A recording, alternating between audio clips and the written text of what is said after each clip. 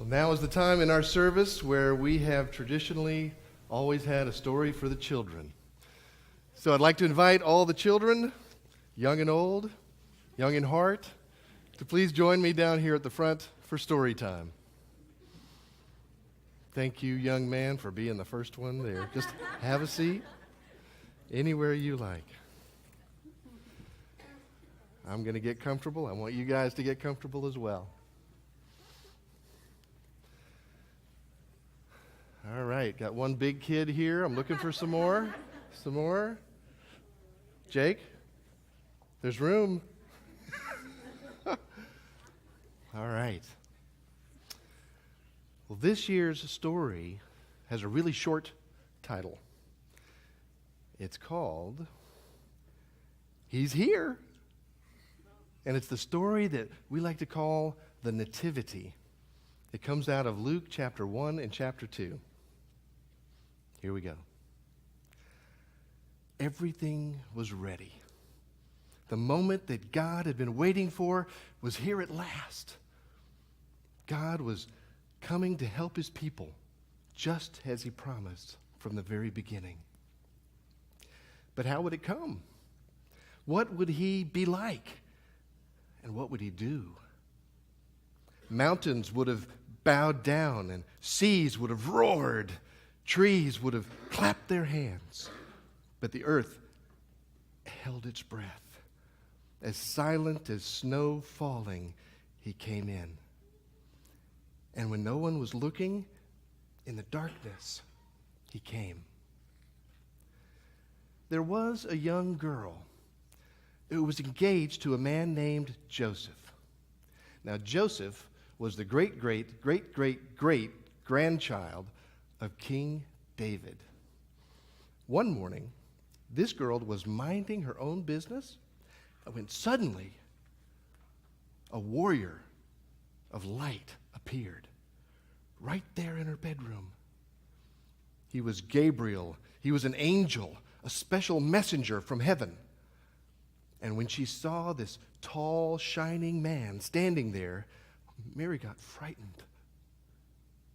"You don't need to be scared," Gabriel said. "God is very happy with you."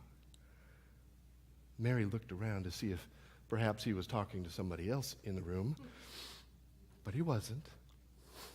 "Mary," Gabriel said, and he laughed with such gladness that Mary's eyes suddenly filled up with tears.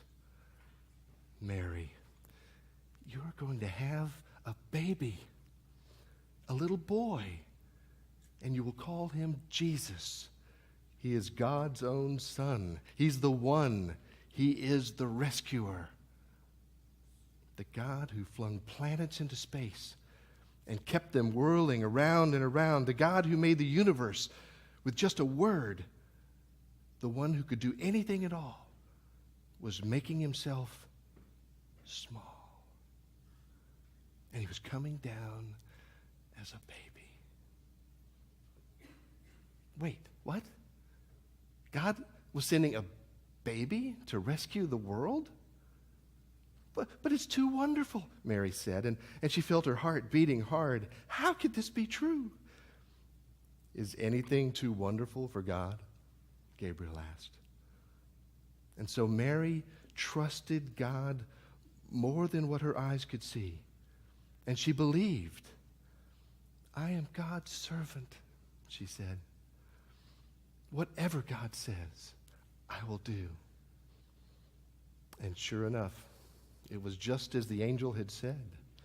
9 months later, Mary was almost ready to have her baby. And now Mary and Joseph had to take a trip all the way to Bethlehem, the town where King David was from. But when they reached the little town, they found that every room was full. Every bed was taken. "I'm sorry, but you'll have to go away," the innkeepers told them. "There's just no place for you." Where would they stay? Soon, Mary's baby would come. And they couldn't find anywhere except an old, tumble-down stable. And so they stayed where the cows and the donkeys and the horses were staying. And there in that stable, amongst the chickens and the donkeys and the cows, in the quiet of the night, God gave this world a beautiful gift. The baby that would change the world was born, his baby son. Mary and Joseph wrapped him up and they kept him warm. They made a soft bed out of straw using the animal's feeding trough like a cradle. And they gazed in wonder at God's great gift, wrapped in swaddling clothes and lying there in a manger.